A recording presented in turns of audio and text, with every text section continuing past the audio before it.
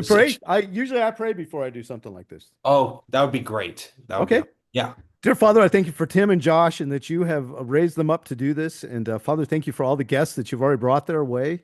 And God, I just pray that you'd be with Tim and Josh, Tim and I right now as we talk about things. I pray that you would just guide the conversation. Father, I pray that it would be fun, but also, Father, that it would be helpful to listeners. Father, I pray that we might say things that challenges listeners and their relationship with you. Father, we just pray that you would be glorified through all this. We just pray in Jesus' name. Amen. Amen. So, how did you get started with Jonathan Park? How did that start? Did you guys get like the idea? Were you approached? How did you get the idea for the whole two families and going on adventures, learning about science and creation? How did that all start? Well, Tim, I used to work at the Institute for Creation Research. And so for me, it was a passion. The whole creation thing was a passion. And I had the best job in the creation movement. Basically, I led a team of us that were interviewing all of the creation scientists all around the world. And it was so much fun because I would get to listen to all of the different research they were doing. And then I got to actually make it into radio programs. And I loved it. And somewhere along the line, the Institute for Creation Research started sending me out as a speaker every once in a while.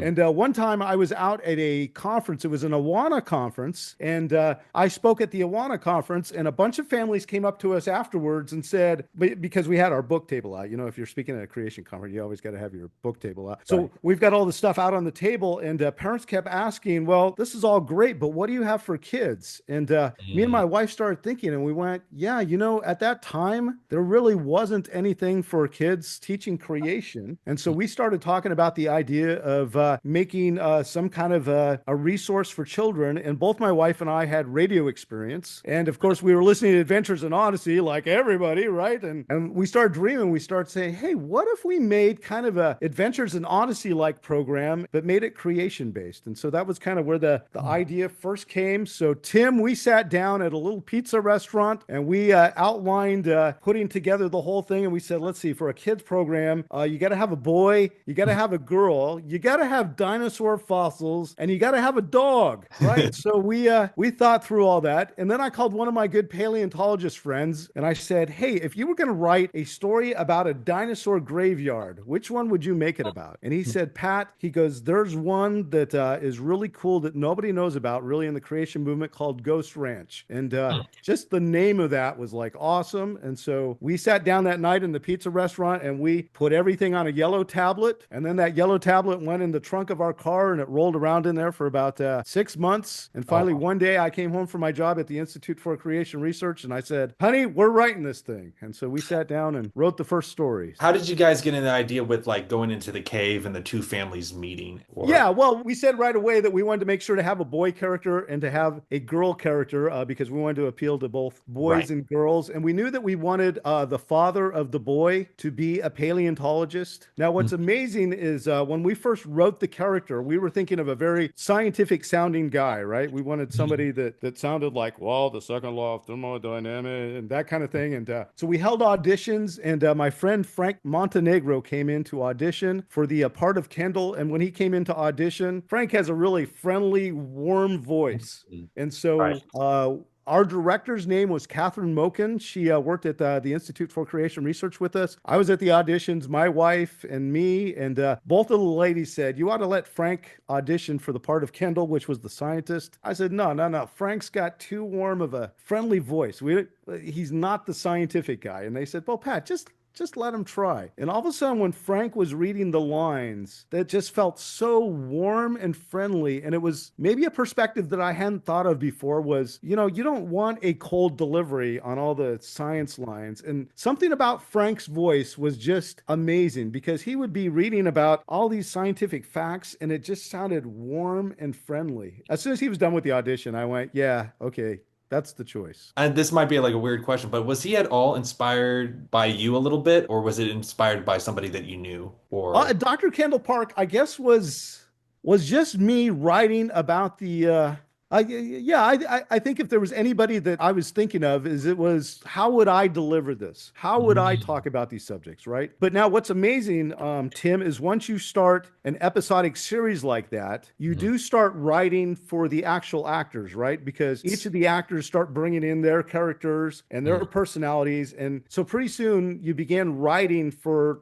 who they actually are as a person. And I think it makes for a much stronger character when you do that. You mentioned that you had your friend audition for the role. Was all characters auditioned through the grapevine, friends of friends, and Well, first of all, I've got to say we had to make the choice right at the start of whether we were going to use union actors or non-union actors. You know, I had called the guys at Adventures in Odyssey to mentor me a little bit before we started. oh, really? Yeah, because I didn't know what I was doing at all. And now I'm convinced that I don't know what I'm doing. And one of the things that they kind of said would be best is to use professional union actors. And so I really prayed about it. And the thing that I did not like about that is Mm. that a lot of times you end up with non believers who don't believe in the message, right? Mm. And Right. so after praying about it, I began to realize that I wanted our listeners to know that the people who were doing the voices actually believed in what they were saying. So I've got to tell you, Tim, it was probably one of the best decisions I've made because through the 18 years that we did it, we became such a tight knit family. And recording days were like amazing. They were the funnest thing ever because all these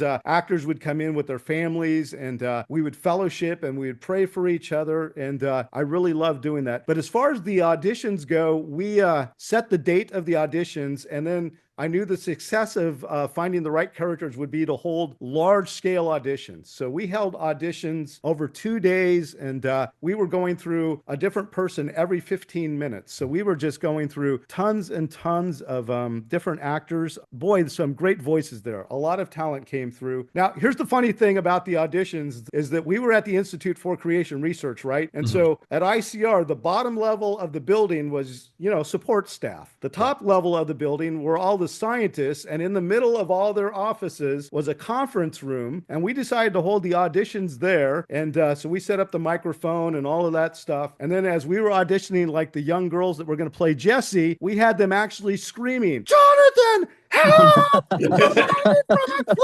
So the first girl goes and she just belts it out. And all of a sudden, all the doors were just flying open. And it was all the other scientists running in to go, what's going on? There's a girl hanging on a cliff. How long did that whole process take of casting everybody? From the auditions to final decision, how long did that actually take? Boy, you're asking me to go way back in time, but Sorry. no, that's fine. I think it probably took. I think we did the auditions on Friday and Saturday, and then I think we probably had final decisions probably by Wednesday or Thursday of the next week. So we listened to the auditions over and over again. And as you guys know, one of the things that we've noticed is when you audition somebody, when you see them in person, it's a lot different than how they sound. It's really amazing. You can have somebody come in, and we had this happen all the time. We would audition, and like a young man would come in and go, "Hello, Mr. Roy. I'm so glad to be a part of the project. I can't wait. This is going to be great." And you go, man, that was a real professional kid. And then you go back and actually listen to the audio and you go, actually, the kid that was quiet actually did a better job. So it's Mm. amazing how the visuals can affect your decisions. So we listened just to the audio over and over again, and we made our choices, and then we called back. And Tim, Josh, I can't tell you how hard it is to call a whole bunch of little tiny 12-year-old girls. Oh, Hello, this is Mr. Roy. I'm calling about the auditions. Yes, yes, yes. Well, I'm sorry, we chose somebody else. Oh. I literally had moms calling me back and going, "Hey, my daughter did really good. What's up with this?" no, no. Oh my gosh. The voice actress who played Jessie, wasn't she like the same voice actress for pretty much the whole 18 years? Like, Yeah, which is kind of a fun thing because when we started, right, we started with 11-year-olds, both the young man who played Jonathan and the mm, young lady played Jessie. They were both 11 at the time. And mm. so here they are in studio. Jessie, I'm so glad we're friends. I know, Jonathan, it's awesome, right? So, but then we keep changing out our boys, right? We actually went through 5 different casts of young men. So Wow. we actually swapped out the young men 5 times because they kept getting so old that their voice would crack. And yet it was the same Jessie. So at the end, you've got this married woman standing behind the microphone with a young man going, I'm so glad we're friends. I know, me too. And it was just like they're looking through the glass window going, okay, that's a little weird.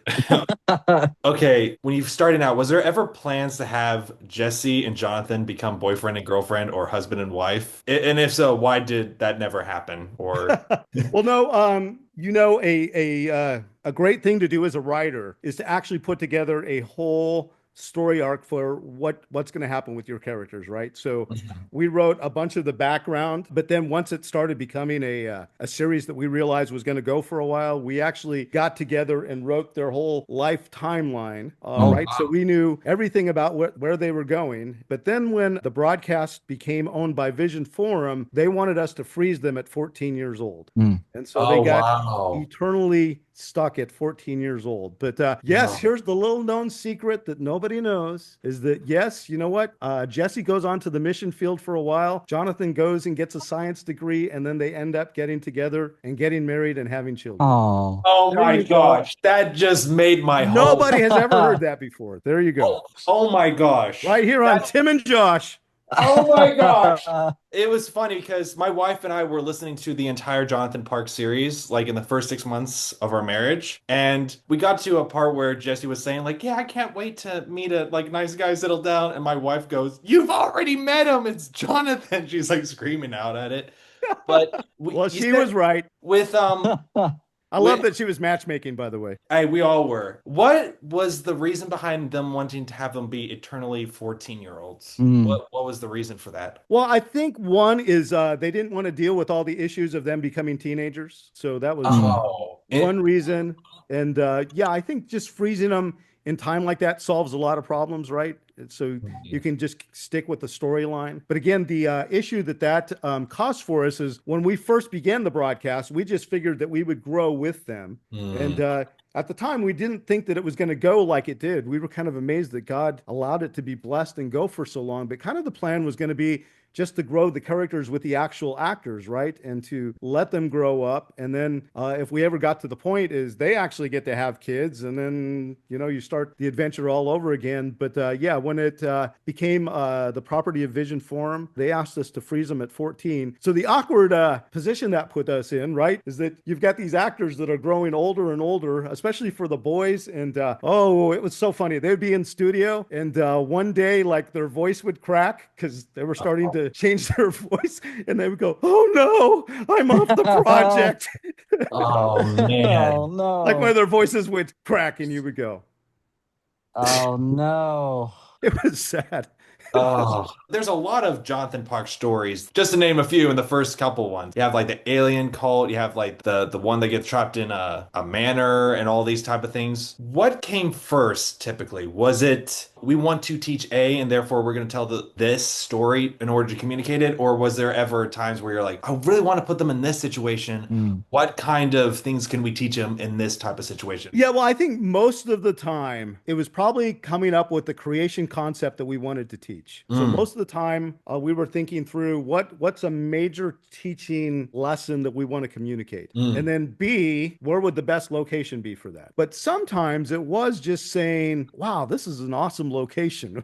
We got to do this, right? Right. Or something that would happen in our personal family life. And all of a sudden we would all go, that's a perfect episode. Or Oh. sometimes, yeah, a lot of times it was just looking for interesting places. And then as far as, what kind of opposition would happen, that was becoming funny, especially as it's been going for years and years, right? It's like earthquake, no, we did that.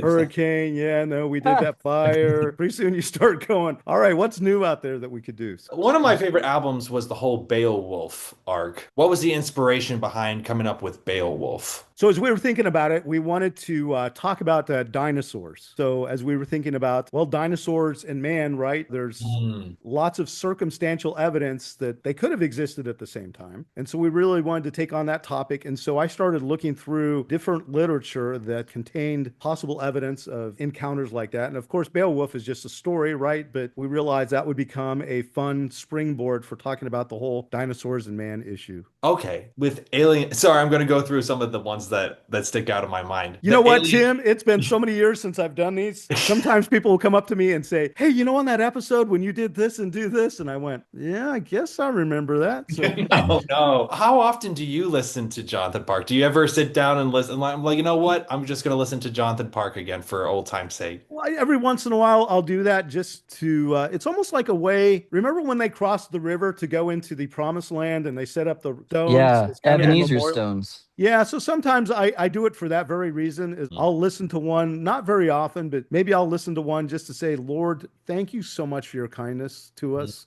Because to be honest with you, that was the biggest adventure of our family, I think, was producing those. And it was a Mm. family effort. And then getting to work with some of my best friends in the world, it was truly a dream come true. And so, yeah, every once in a while I'll pop one in just to remember back. Oh man, Okay, so Alien. yes, the alien cult one. Oh, yeah. Yeah, where they all get trapped very early off into this like little weird alien cult. Was there any story or inspiration behind that? Was there a rise in alien cults at the time? All right, how long of an answer do you want to this? Oh, as long as you can, go for All it. right, so here's the deal is working at the Institute for Creation Research as director of broadcast media, they want me to produce a documentary on where an evolutionary worldview can lead you. And so I decided that I was going to show all the crazy places that you can get to with an evolutionary worldview. And so I'm praying and I'm driving home from the Institute for Creation Research, and not too far away is this building that's called Unarius. Unarius is an alien cult. Oh my And as goodness. I'm driving past it, on the sides of the building, and I think it's still there, were all these like murals of spaceships and like aliens reaching down and humans reaching up to the aliens. And like I'm driving my pickup truck going, Dear Lord, please help me to come up with a worldview that I can talk about with an evolutionary worldview. And then all of a sudden I go, whoa! And so I pull over and I walk inside this building, and it was so freaky. There's like spaceships hanging from the ceiling. And then there was like this mirror on the floor that was made to look like it was a pond. All these mannequins of both humans and aliens, and they're all walking along the shoreline together. And I was like, okay. And so I was kind of nervous a little bit. So I go walking up to the front counter. They had a reception desk, and I couldn't help myself. I walked up to the reception desk and I said, "Can you take me to your leader?" No, no. So anyway, so I told him what I was going to do, and the receptionist, she goes, "Well, this would probably be better if you interview our director, who at the time his name was Dr. Charles Spiegel." And she Okay. said, "Dr. Spiegel isn't here right now, but I can make an appointment for you to interview him." So I said, "Yeah, that'd be great." So she makes an interview, and it's in the evening in San Diego, California. In the middle of San Diego is a big old huge hill where there's all these big, huge, scary mansions. And I'm driving my little pickup truck up the mountain and I'm praying, Dear Lord, please don't let it be one of these big, scary mansions. And of course, it's the biggest, scariest mansion, Oh, right? no. So I park my truck and I've got my recording gear to record him. And I go up to the door. Oh, and as I'm going up, I'm walking up his driveway, and there's like all these weird statues and figurines and all this kind of weird stuff. There was like this diamond shaped one, and it had red goo that was dripping down it. It looked kind of like blood. It wasn't. I mean, it was just yeah, it Ghostbusters wasn't sort like of he esque. was, it wasn't really blood. I'm so glad I Okay. pointed that out. So anyway, I went up to the door and I'm not joking. It was Oh, no. and the guy comes up and he opens the door, and I was waiting for the door to open and for him to go, please. Come in." But fortunately, when he opened the door, he was wearing blue jeans and a t-shirt and a baseball cap. Oh, And good, I good. went, Okay.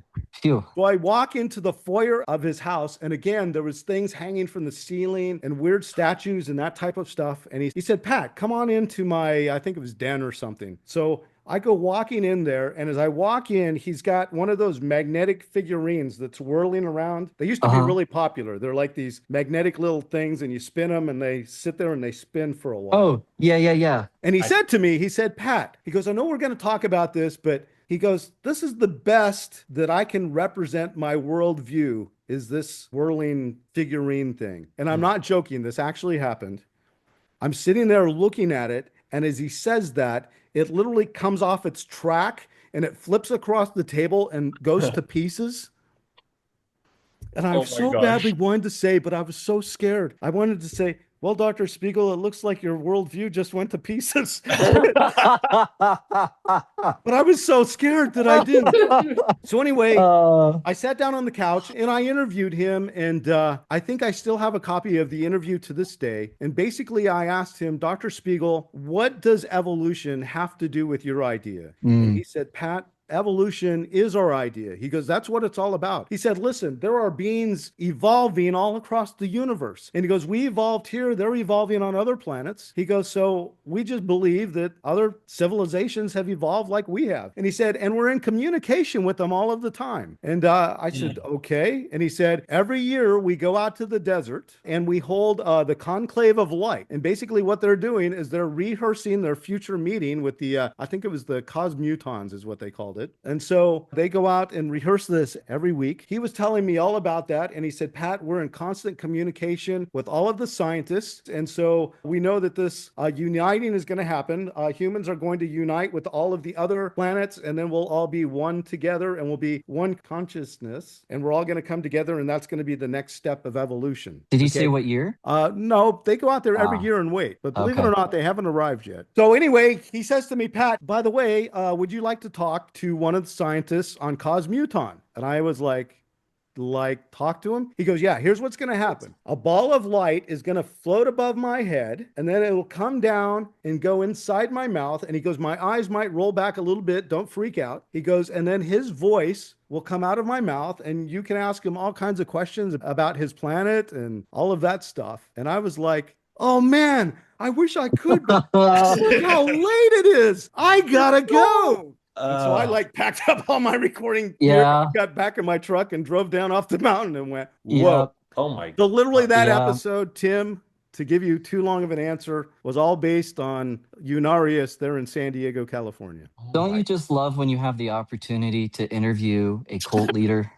Well, Josh, one of the reasons I like doing that is because when you have an opposition worldview, Yeah, I think it's so important to learn why they believe what they right. believe and to learn it so well that you can articulate it back to them. And not only So, that, but also to find out why it's important to them. yeah, You know what? They're people just like us, right? absolutely. So, you know what I love is when you find somebody that has an opposing worldview and you Yeah. spend time learning their worldview and why it's important to them because now you're treating them like another human being, right? And the other Mm, thing that does is that gives you a chance to say, hey, I understand your worldview. I understand why it's important to you, but I still disagree with you. And here's yep, the reasons why. And if you've listened to them politely, they're much more open to listening to what you have to say, right? And since you've actually absolutely. taken time to internalize what they believe, now they know that you're giving it an honest Yeah, evaluation. I think so many people are blasting each other on Facebook and Instagram and social media that people don't really stop just to get to know people. And yeah. so I think that that's one of my favorite things to do is when somebody is angry or opposes what I believe, I'll have a chance just to say, well, let's talk about it. What are some of the main topics when you, I don't want to say debate, but when you have a conversation with somebody who holds an evolutionist view, what are some of the topics that you point out? Here's usually my tack that I've been using a lot of times once I've listened to them. I think one of the things that I like to bring up is the origin of life because there's not really a great evolutionary explanation for the origin of life. Right. They've got lots of theories, but none of them really even come close to solving the problem for them. And so a lot of times when I'm talking to an evolutionist, I bring up the origin of life, they'll usually say this, well, that's not really evolution. Evolution is once life has already begun and it's mutations and natural selection. Well, I always say, well, but if you can't even explain where life came from in the first place, Mm, why are we even getting to the mutations in natural selection, right? So a lot of times I'll hold them to that.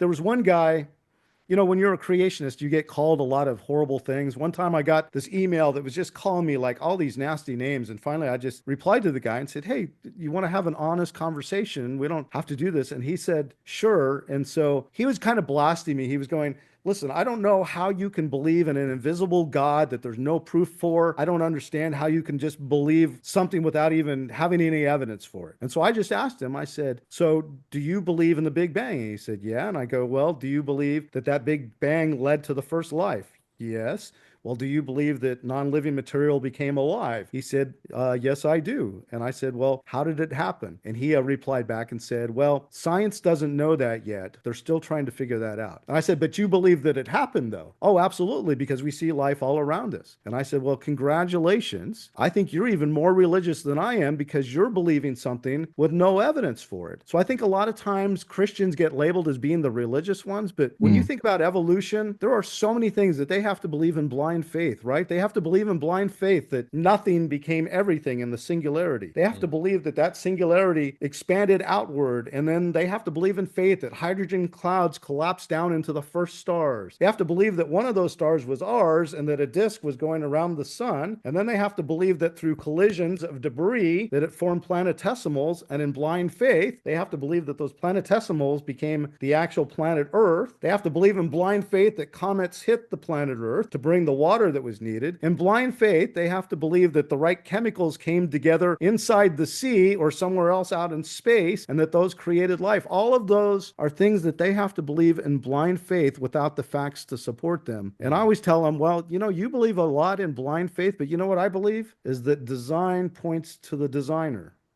So when you think about it, I think that an evolutionist is much more religious than a Christian. What are your thoughts on those who try blending the two? Oh, Because, Yes. the creation evolutionists. well, Tim, I'm so glad that you asked that because next month there's going to be a movie in movie theaters called The Story of Everything. And it's going to be put out by the Intelligent Design Movement. And basically, what they do is they start off by saying that there's been two worldviews through the last many centuries. There's been the view of a creator, which actually everybody prior to maybe the mid 1800s or so believed that that creator was the God of the Bible. And then they say, then there's the materialistic only view. And they say that there's two beliefs. Well, back in the 1980s is when the ID movement began. And basically, a lot of people in the ID movement are saying that God used the very Big Bang itself to create the world. Well, here's what I say to that, I guess, is there's really not a lot of evidence for the Big Bang. There's some serious problems with the Big Bang, right? There's supposed to be 90% more matter in the universe than what we've discovered, right? Called cold dark matter. They're searching for it. They've never found it. If the Big Bang was true, it would create something called magnetic monopoles. Instead of magnets with a north and south, they would be magnets with either a north or a south. We haven't found any of those. The Big Bang would have created equal amounts of matter and antimatter. Well, we can make antimatter in the laboratory, and we find it a few places naturally, but it should be throughout the universe. And so all of that is missing for the Big Bang. So I think, wow, when a Christian tries to use the Big Bang to say that that's how God created, that's a little sad, right? Because there's not really great proof for the Big Bang. The other thing you've got to do is say, well, God wasn't really telling us how he created in Genesis. It just becomes a poem. It's a poem about the Big Bang and the origin of life. But even the order of Genesis is completely different than it is with the Big Bang, right? And so I don't know. To me, it's kind of sad and makes me scratch my head sometimes of why Christians try and combine both of them. Because when you just take Genesis as written, the science goes along with it really well. But I think what it is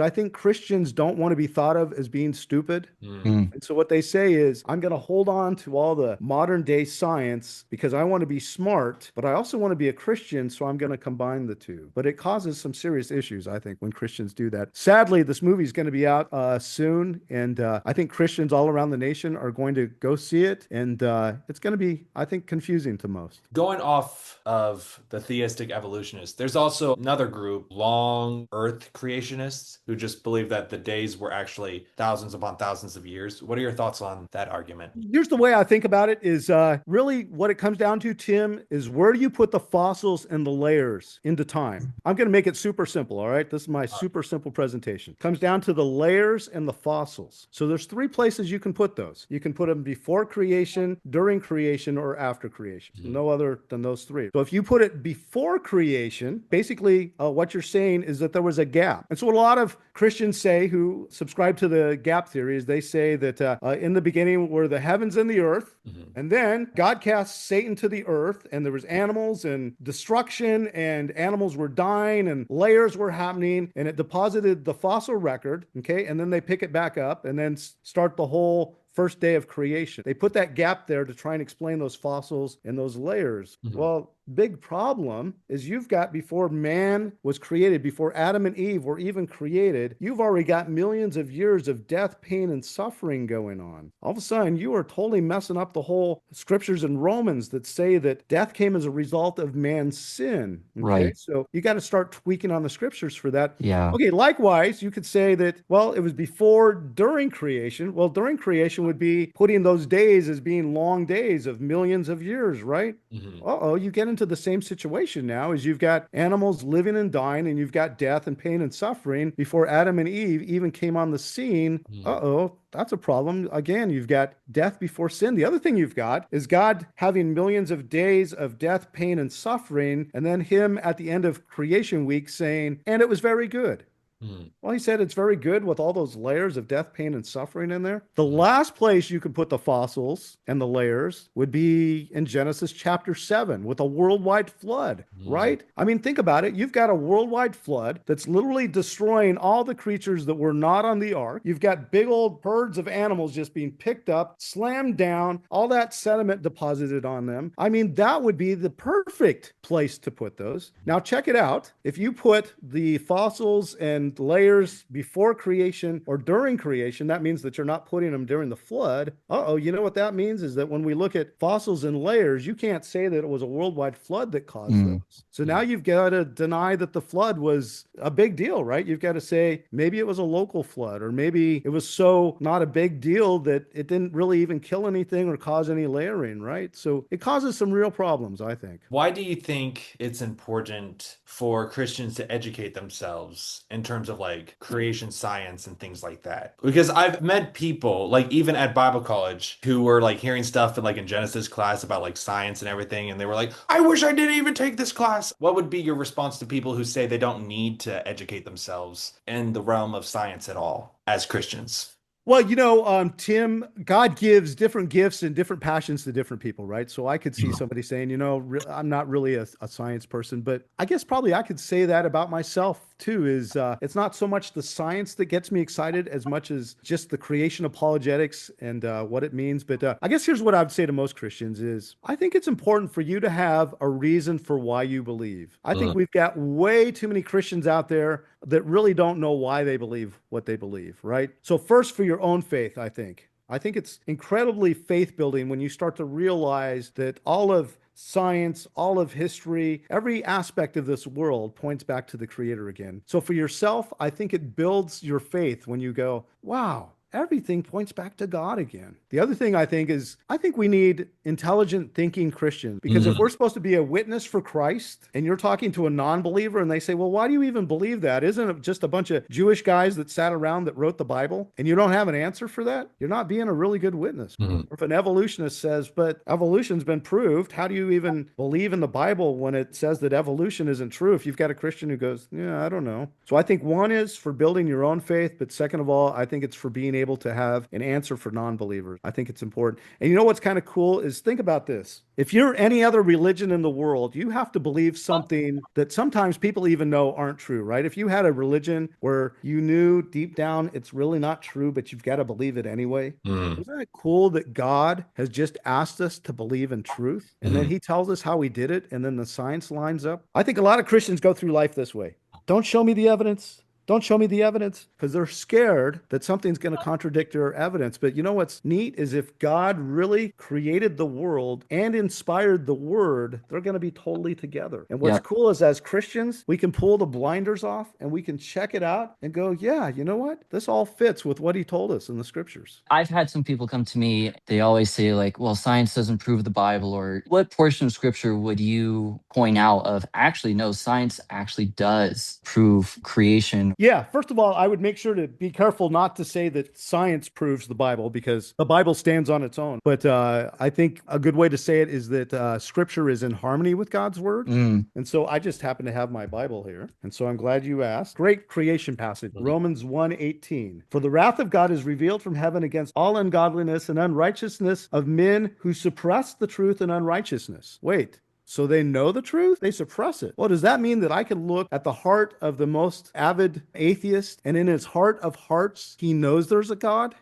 Wow. 19. because that which may be known about God is evident to them, for God made it evident to them. For since the creation of the world, his invisible attributes, his eternal power and divine nature have been clearly seen, being understood through what has been made, so that they are without excuse. Wow. We can look at the world and see that there's a God, a creator. All the information on the DNA, or how our eyes process all the information. You could talk about the design of a million other things, and it all screams out that somebody intelligent put it all together. Verse 21, for even though they knew God, they did not honor him as God or give thanks, but they became futile in their speculations, and their foolish hearts were darkened. Professing to be wise, they became fools and exchanged the glory of the incorruptible God for an image in the form of corruptible man and the birds and four-footed animals and crawling creatures. Therefore, God gave them over to the lust of their hearts. And if you keep reading in that chapter, it starts to talk about how a civilization decays, because once you deny the creator, all of a sudden you start seeing a bunch of horrible sin that comes as a result of that. So I don't know, Josh, I think that that's my all-time favorite creation passage, just because it says they know in their hearts the truth. The evidence is all around. They're without excuse, and without a creator, civilization falls. Yeah,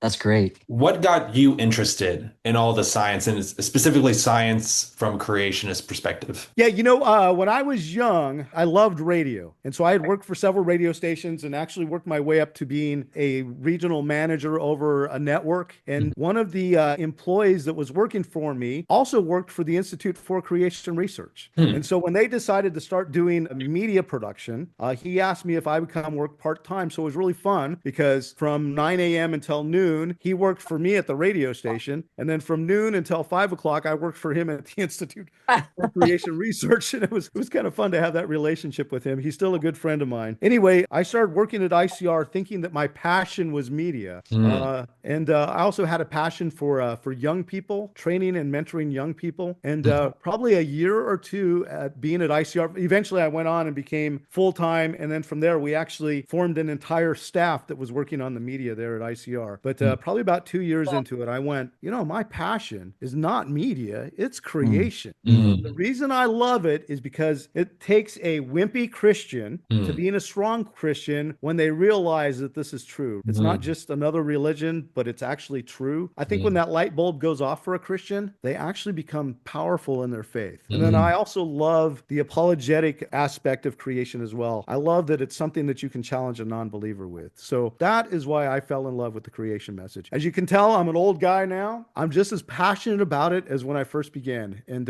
it has been an amazing adventure. God has been truly kind to me. When you started writing Jonathan Park, you said you wrote it with your wife. Okay, so what was the script writing process like? How many drafts would you typically go, and how would you strategically incorporate the science into the story? Like, how did you find that balance between science and story, and how did you have any beta readers that would help? Oh, this, you should tell them this fact about this science thing, or... Well, a lot of times, right, I would start with a scientific lesson that I would want to teach. So a lot of times I would whiteboard that out and say, okay, these are all of the things that I want to teach. I want to start here. I want to get to here. And here's all the things that need to be taught to get there. So I wanted a clear, smooth flow of information. Then I would do the same thing actually with the storyline too. I would go, okay, so here's where we're starting the story. Here's where we want to end. I would whiteboard that. And then what I would do is we would work together to sync those up so that that we were working both of those storylines at the same time. And then, as you guys probably know about story writing, you've also got a personal story arc that's going on, right? So normally we would whiteboard that, and then you would incorporate all that in. Now, Tim, to answer your question, do we have anybody that was reading through the scripts? Yes, we had some people that were reading through for the storyline content, but even more than that, we had scientists that were reading through whatever particular subject that we were talking about, because I knew that we had to be accurate, because if we were stating things wrong or incorrectly, well, first of all, as a Christian, you always want to teach truth. Right. But second of all, I knew that we had to protect our reputation and do our best. So if we were talking about biology, I would have a biologist that was reviewing the scripts. If we were talking geology, I would have a geologist. It was cool when we'd go to a location where I knew one of the scientists had actually really worked in that location, so that they could be very specialized in reviewing the scripts. So yeah, the scripts were highly reviewed. And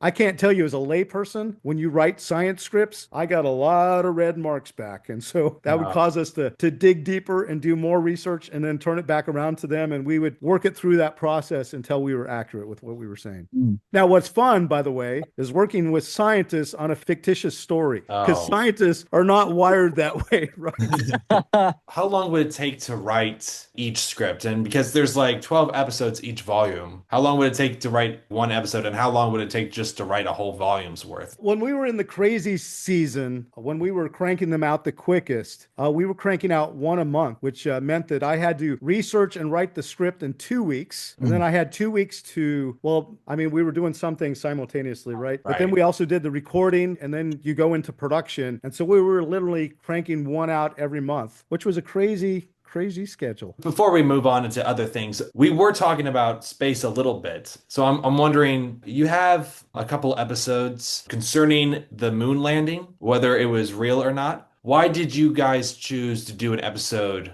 on the moon landing? Well, first of all, I thought it would make a great topic where we could share a bunch of creation evidences, right? So that was always driving anything that we did. But second of all, I guess I was becoming sad with how many people in the younger generations are denying that those happened. And so really when I started looking at the evidences that they would bring up, I realized that most of them were just not very serious evidences at all. And I realized that that was a part of history that was being stolen away. So really, that's the reason that we took that on. Plus, I just thought it would be a real fun adventure. Did you direct it all? So our director for most of the episodes, her name was Kathryn Beavin. So she worked there at the Institute for Creation Research with me in the radio department. And so when we were first coming up with the concept of doing this, by the way, I've got to tell you about Kathryn real quick. She was a great director. So at one point when we were first releasing the first story, I sent the story out to a whole bunch of people like Adventures in Odyssey and a bunch of others. And when I got the script back, everybody said, it's so stupid. This is a dumb, it was hard. I got all of these these reviews back. Oh, And I remember one person said this to me. They said, the character names are good, but you have to change everything else. oh Oh, my gosh. oh, And I was so discouraged one day. I was sitting at my desk at ICR, and Kathryn was in the same office there with me. And I think that was the final blow, was the one that said that, well, no, there was one more that came in that said, your bad guys are way too stupid, and nobody's going to enjoy your bad guys. And point well taken there. So anyway, I was so bummed out that I've seen it at my desk, and I said, listen, I don't think we should do this. I was just ready to give up. I said, this is just ridiculous. And Kathryn led this huge speech. She just got up from her desk and she said, Pat, we have put so much time into this and so much effort. She goes, let's just do it and see what the Lord does with it. Hmm. And I went, you know what? She's right. So I asked Kathryn, I said, Kathryn, what would you like to do? And she said, Pat, I think the Lord's given me the ability to direct. And she goes, I would love to be the director. And you know what? She did a fantastic job. She was an awesome director. My wife directed some of the episodes as well. Usually I was on the other side of the glass handling the technical stuff. But when there was a kid that couldn't scream, I got to come into the studio and make them scream. And so How? it was so sad. There'd be like okay, you're literally like going off a cliff right now. Give me a scream. Ah. No, you're like going over a cliff. Scream. Ah. So yeah, a lot of times I would go in the studio and I would go, all right, yell for me, yell. And a lot of times we could finally talk them into being able to scream. I would make them scream and scream and scream. And then I'd say, okay, roll, let's do it. And usually that worked out. But that was the part of my directing, was getting people to scream. You were talking about bad guys. I have to ask about this guy, Miles Morgan. It's Oh yeah. one of Katie and I's favorite characters in the series. What was the inspiration for that character?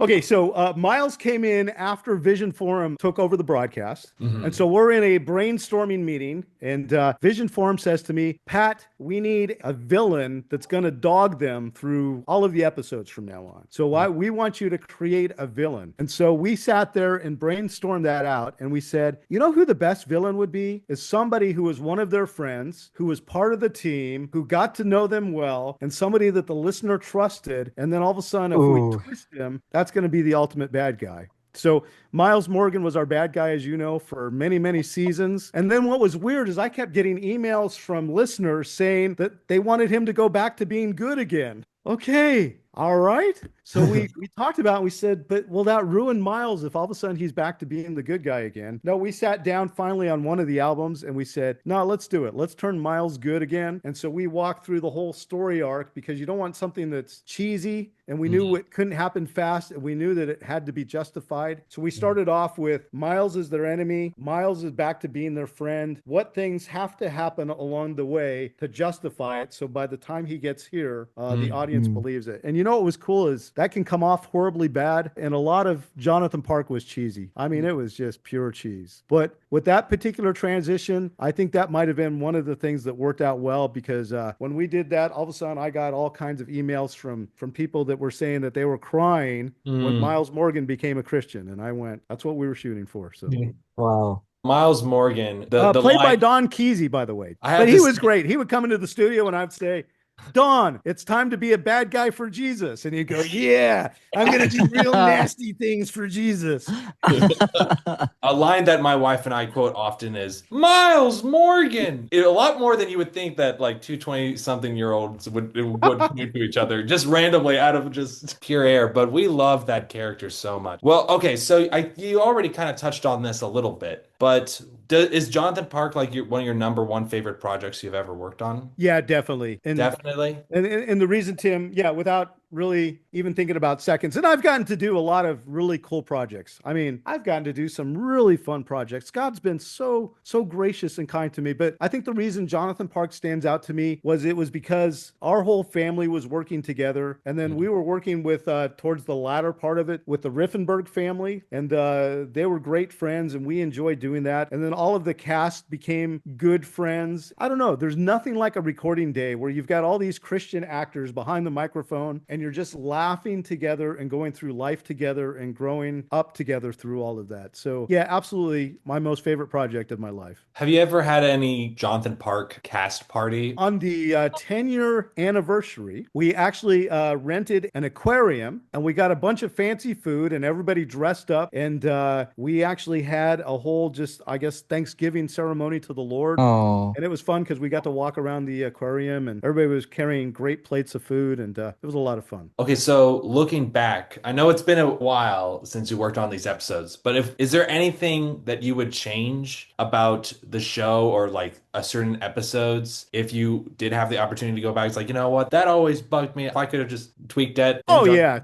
Tim, when I go back and listen to a lot of the episodes, we really didn't know what we were doing. And some of it just comes off as super cheesy. And a lot of the stories, some of them were good. A lot of them were not good. I guess I would go back and change a lot of that. I think one of the things that stands out the most is we were always driving towards a commercial break. So it started, and then the commercial break was at 15 minutes and then the episode was over in half an hour. Right. So we were always trying to write a cliffhanger every 15 minutes. And I think that really ruined the story. I think we were so busy driving towards that cliffhanger every 15 minutes. If I could go back in time, I would probably get rid of the need to have to do that. By the way, we after Jonathan Park, we came up with another audio drama series called Time Chroniclers. Okay. And we actually relieved ourselves of having to do those cliffhangers. And it's amazing, I think, how much more relaxed those stories sound. They sound a lot more thought through, I think, because we're not doing that 15 minutes hanging over a cliff every single time. So, Who is your personal favorite character from Jonathan Park? I think I loved them all, to be honest with you. Okay. Of course, Kendall,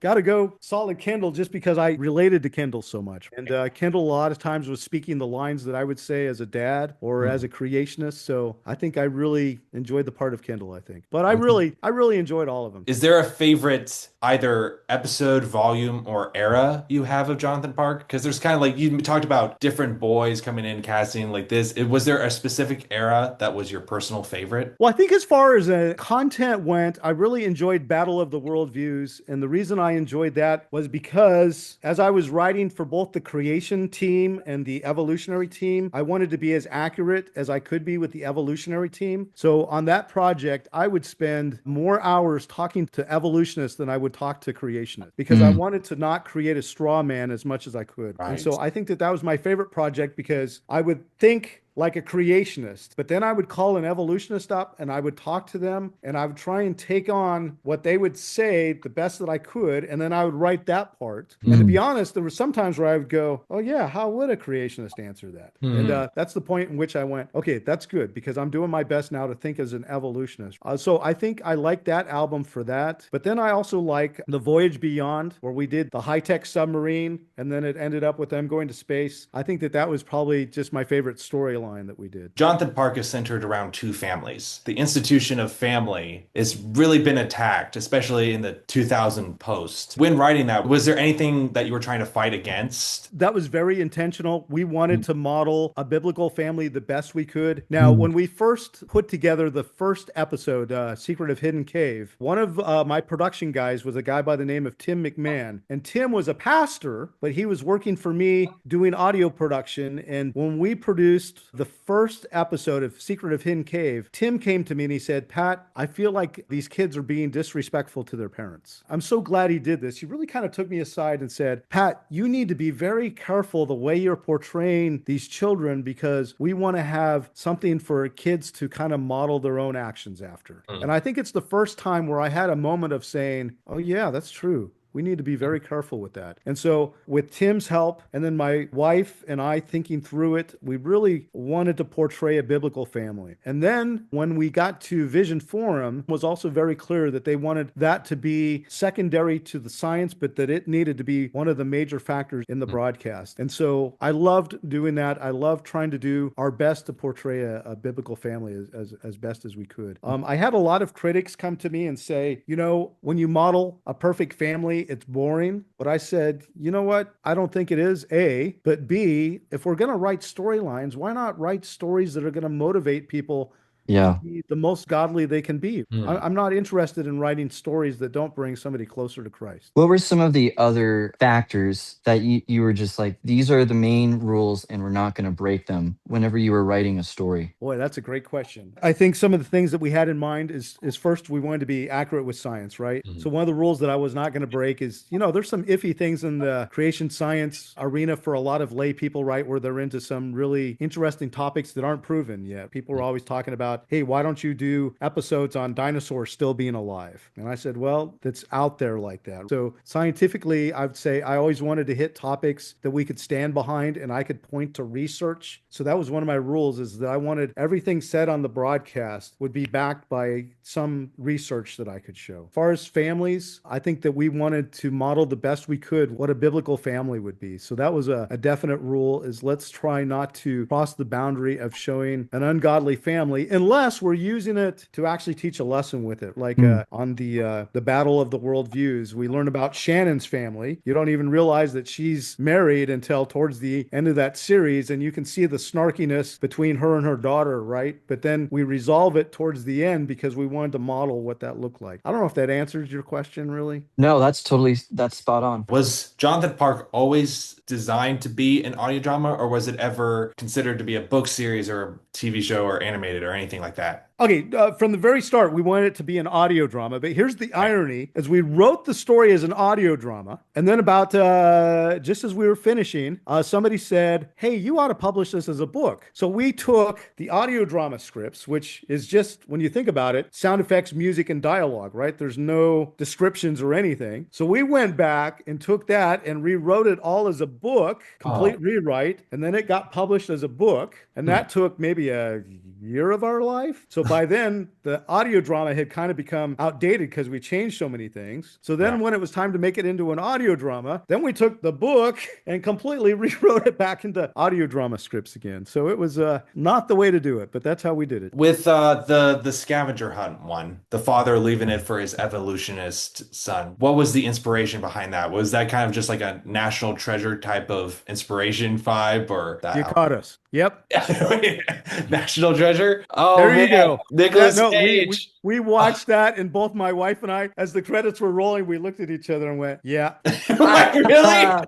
Oh my gosh. I love it. I might be hallucinating this, but like I feel like at the end of like Jonathan Park episodes, they said like you and your families can go on an adventure or things like that. If I'm not, is that still a thing that families can do? Go on these creationist type of field trips? Okay, back in that time, there was a period of time for a few of the seasons where we were actually releasing on our website an actual family adventure that you could take that had the same theme as the episode. Ooh. And so that was kind of fun because we had a few families that were actually taking us up on that and doing it, but I don't think most people did that. But that was available for people to actually go out and live the adventure. I had always had a dream down the road that I wanted to actually start an actual creation response team and actually have actual families that listen to Jonathan Park actually going out on real adventures. For example, there's a bat lagmite in Carlsbad Cavern. It's a bat that died on a stalagmite.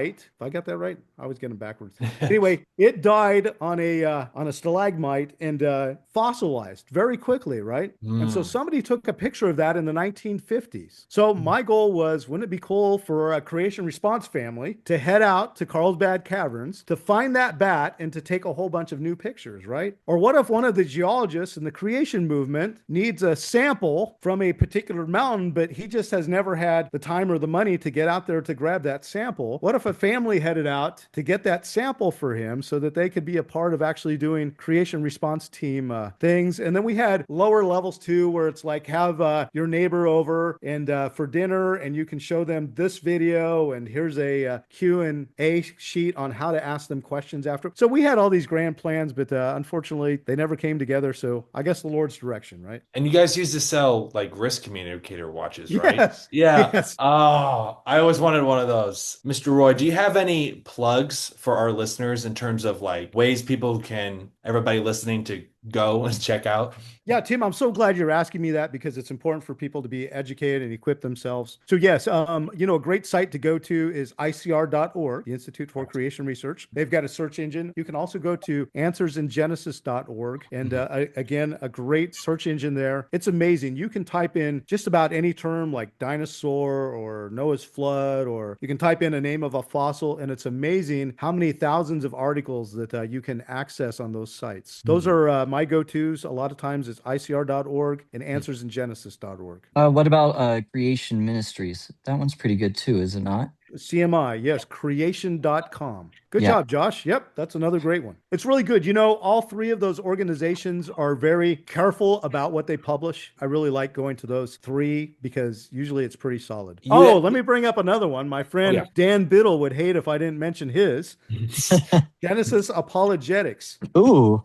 .com. They have a whole bunch of free videos and resources as well. So you had mentioned the other days you had a few documentaries, one about flat Earth from a biblical perspective and why it's not true, and other documentaries. Where can people go to watch those? So for Journey to Nova Rupta, you can actually go to our ministry website, which is creationquest.net. So Tim, we've got a documentary that we just finished probably about 2 years ago. It started off with a whole team of homeschoolers helping us to produce it. It's called Journey to Nova Rupta. It's about a gigantic volcano that erupted in the Alaskan Peninsula. And what's cool is clear back in 1914 was when National Geographic first went in to explore this volcano. And it's not like it's on the side of a road, right? It's a real adventure to get to this volcano. You've got to battle out pumice storms and quicksand and all these crazy, dangerous things to get to this volcano. And then in modern times, a creation scientist went back to the volcano. And so basically, our documentary tells the story of all these different expeditions